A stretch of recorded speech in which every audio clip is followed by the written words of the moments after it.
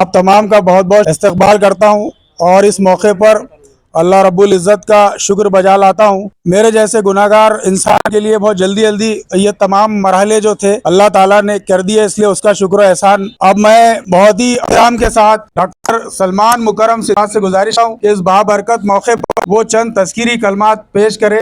محترم حضرین مجلس، یہ بڑی پرمسرت اور بڑی سعادتوں سے بھری ہوئی محفل ہے۔ اس میں ہم سب دونوں خاندانوں کے لیے حق میں دعائے خیر کرتے ہیں اور یہ ہمارے لیے بڑی سعادت کی بات ہے۔ اور اس میں جو خطبہ دیا جاتا ہے اسی پر انشاءاللہ تعالی کچھ باتیں جو ہے رسول اکرم صلی اللہ علیہ وسلم جو رسول انقلاب ہیں انہوں نے، آپ جانتے ہیں کہ یہ جو خطبہ دینے کا جو طریقہ ہے یہ عرب میں پہلے بھی رائج تھا۔ قبائل جمع ہوتے تھے، دلہن والے اور دولہے والے دونوں جمع ہوتے تھے، اور ہوتا یہ تھا کہ وہ ایک دوسرے کے تعریف میں شاعری کرتے تھے۔ دلہن والے اپنی بڑائیاں بیان کرتے تھے اپنی قبیلے کی، اور دولہے والے اپنی بڑائیاں بیان کرتے تھے کہ ہمارے قبیلے نے کیا کارہائے نمایاں انجام دیے۔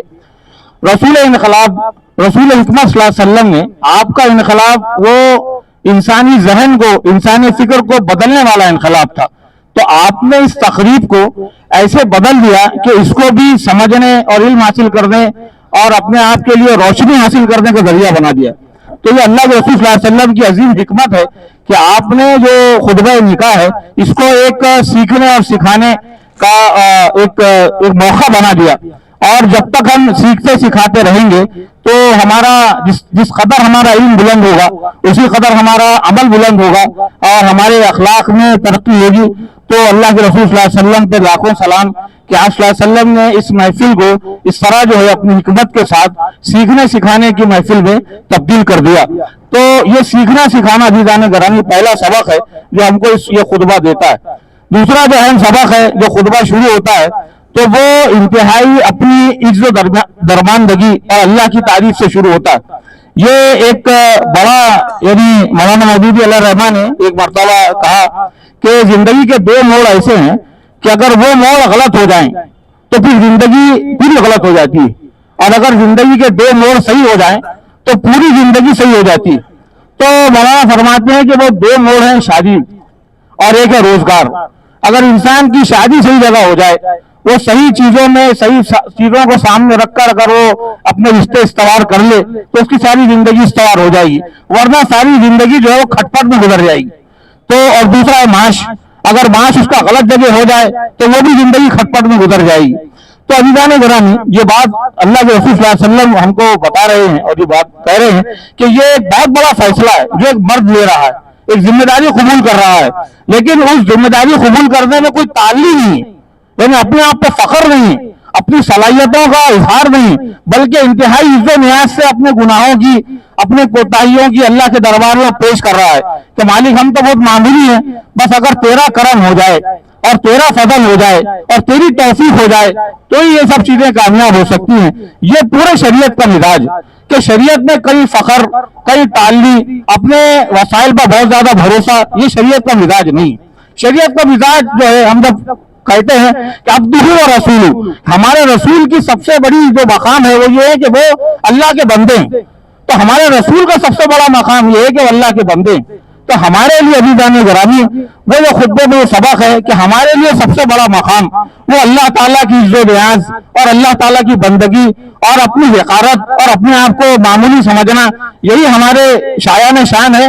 اور اس بڑے موقع پر جب بھی کوئی ذمہ داریوں کا موقع ہو، جب بھی کوئی بڑا موقع ہو، تو یہ شریعت کا مزاج جو ہے وہ ہم کو اللہ کے رسول صلی اللہ علیہ وسلم یاد دلا رہے ہیں۔ یہ جو ابھی امام صاحب جو خطبہ پڑھیں گے انشاءاللہ، حاجی صاحب، تو اس میں 4 مرتبہ جو ہے تقوی کا ذکر ہے۔ تو تقوی عزیزان گرامی یہ پورے دین کے نظام کا بہت بنیادی نقطہ ہے کہ تقوی کیا ہے، یعنی اس کو سمجھنا ہم کو انتہائی ضروری ہے۔ آپ جانتے ہیں کہ ایک تو چیز ہوتی ہے عمل، اور ایک ہوتا ہے عمل کا محرک۔ تو عمل کا محرک ہونا بھی ضروری ہے اور عمل ہونا بھی ضروری ہے، بلکہ اللہ کے رسول صلی اللہ علیہ وسلم نے اور شریعت نے تو یہ بات کہی ہے کہ عمل کا محرک ہی سب سے اصل۔ لیکن عمل کا محرک کیا ہے؟ تو عمل کا محرک یہ ہوتا ہے کہ اگر کسی نے سمجھ لیجئے یعنی پانی سمجھ کر شراب پی لیا، پانی سمجھ کر شراب پی لیا تو کیا ہوگا؟ कोई गुनाह नहीं होगा उस पर। लेकिन किसी ने शराब समझकर पानी पी लिया तो उस पर गुनाह होगा। तो इंसान जो भी अमल करता है उसके महरिकात होते हैं। ये महरिकात अलग अलग होते हैं। कभी महरिकात जरूरियात होती है, हमको भूख लगती है और हमको मकान की जरूरत होती है अपने ढांपने के लिए, तो ये जरूरियात है। इंसान कोई अमल जरूरत के तहत करता है। इंसान जो है वो कोई अमल ख्वाहिश के तौर पे करता है कि खाना तो मामूली से भी चल सकता था, लेकिन ये खाना चाहिए था, उसमें ये होना चाहिए, उसमें वो होना चाहिए, घर ऐसा होना चाहिए, घर में बिल्डिंग ऐसी होनी चाहिए, ख्वाहिशात के तहत करता है। कुछ इंसान जो अमल करता है वो शहवत के तौर पे करता है, यानी उसकी सेक्सुअल जरूरतें होती हैं, उसके लिए कुछ अमल करता है। चौथी जरूरत जज्बात होती है। कोई शख्स अगर इंतकाम में हो या मोहब्बत में हो तो उसके तहत वो अमल करता है। और एक आखिरी जो महरिक अमल होता है जिसको हमारे उलमा ने कहा है, वो अमल होता है कि नूर यज़दानी, जो अल्लाह ताला ने उसकी रूह में पाकीज़गी रखी है, अच्छी बातें रखी है, उसके तहत वो कोई काम करता है। लेकिन उलमा ये बयान करते हैं कि ये पांचों महरिकात ये ऐसे महरिकात नहीं है कि इनको हम अपने अमल की ड्राइविंग सीट पर बिठा दें और जो ये करें वो अमल करते चले जाएं। ये तो हमको अंधे कुएं में गिरा देगा। बल्कि आखिरी के नूर यज़दानी के तहत उलमा ये कहते हैं कि अगर ये भी बेलगाम हो जाए तो आप जानते हैं कि राहिबों का जो हशर हुआ और हिंदू जोगियों का जो असर हुआ, यानी वो यकरुखा होता है। तो फिर सवाल ये पैदा होता है कि हम अपने अमल किस तरह और किस लिए अंजाम दें। तो शरीयत ये कहती है कि हमारे हर अमल का महरिक दरअसल वो अल्लाह की रजा होना चाहिए। यानी हमारा खाना, हमारा पीना, हमारा निकाह करना, हमारी हर चीज, तो तक़वे में पहली ये चीज है कि हमारी हर चीज का महरिक वो सिर्फ और सिर्फ अल्लाह सुब्हानहू व तआला की खुशनुदी बन जाए। यानी हर चीज में हम ये देखें कि अल्लाह की खुशनुदी क्या है। और दूसरी बात यह, इन महरिकात को अफराद व तफरीह से बचाने का जो तरीका हमको कुरान बताता है और तक़वे की ये चीज बताती है, वो तरीका हमको ये बताता है कि हमें हर चीज जो हम करें उसमें देखें शरीयत का हुक्म क्या है, वो शरीयत के बाउंड्रीज से निकलने वाली चीज ना हो। तो सबसे पहली बात कि महरिकात का जो मकसद है, हम जो भी काम करें वो अल्लाह के लिए, रजा के लिए करें। और दूसरी बात यह है कि वो अल्लाह की शरई हुदूद की पाबंदी के साथ वो काम करें। अज़ीज़ान गिरामी, इसी का नाम तक़वा है। और इसमें बहुत सारी चीजें, जैसे गफलत इंसान को लाहक हो जाती है तो वो अल्लाह का जिक्र भूल जाता है। तो यहाँ पर यही बात कही जा रही है कि तुमको अल्लाह का यानी तक़वा इख्तियार करना है। कहां तक? जब तक कि तुम जिंदा हो, यानी तुमको मौत ना आए, लेकिन इस हालत में कि तुम अल्लाह का तक़वा इख्तियार किए हुए रहो। तो यानी ये बात है कि हमारा सबसे पहला काम ये कि हर वक्त अल्लाह को याद रखें। इसके लिए नमाज जैसी चीज हम पर फर्ज की गई। तो आप देखेंगे कि तक़वे के तहत जो है पूरे इस्लामी निजाम को, पूरे इस्लाम के इबादती निजाम को कुरान हमारे सामने पेश कर रहा है। और यहाँ यही बात कही जा रही है कि जब तुम में तक़वा होगा तभी तुम्हारी जिंदगी सही होगी, जब तुम अपनी शादी के सारी जिम्मेदारियां अदा कर सकोगे। और दूसरी बात ये बात फरमाई गई कि ये जो शादी का मौका है, ये जो मियाँ बीवी का ताल्लुक है, कुरान ये कह रहा है कि यही सबसे बुनियादी ताल्लुक है पूरे माशरे का। अगर आप तहजीबों का मुताला करें तो ये ताल्लुकात जब बिगड़ते हैं मियाँ बीवी के, तो पूरे रिश्तों में फसाद बर्पा हो जाता है।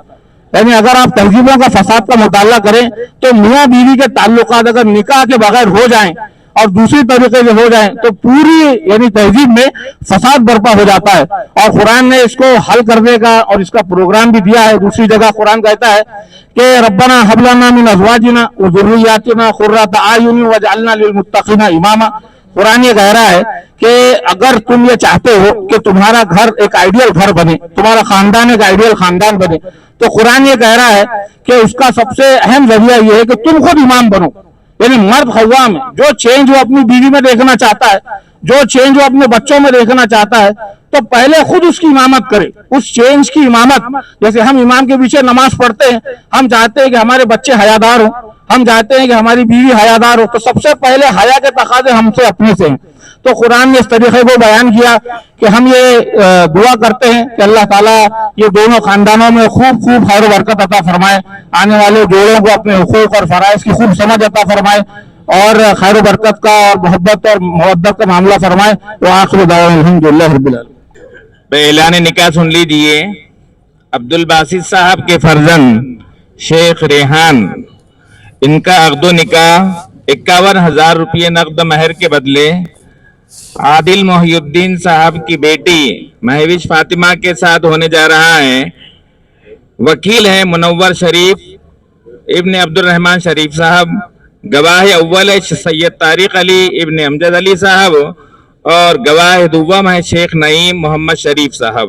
अल्लाह इस निकाह को कबूल और मंजूर फरमाए, ज़ौजैन में मोहब्बत अता फरमाए।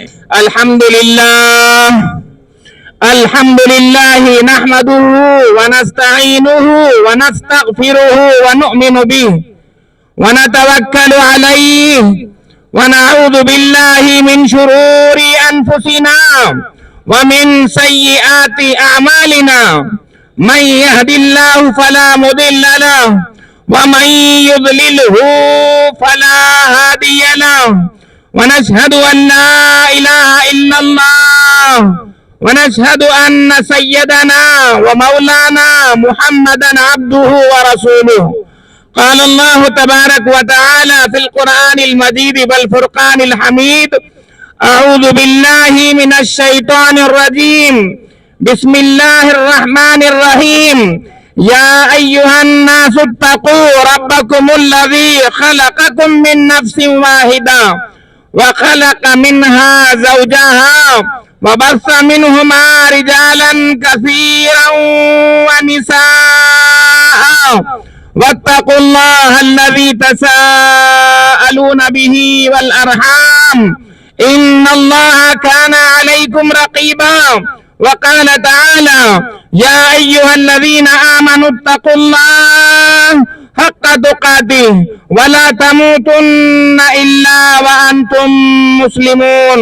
وقال تعالى: يا أيها الذين آمنوا اتقوا الله وقولوا قولا سديدا يصلح لكم أعمالكم ويغفر لكم ذنوبكم ومن يطع الله ورسوله فقد فاز فوزا عظيما.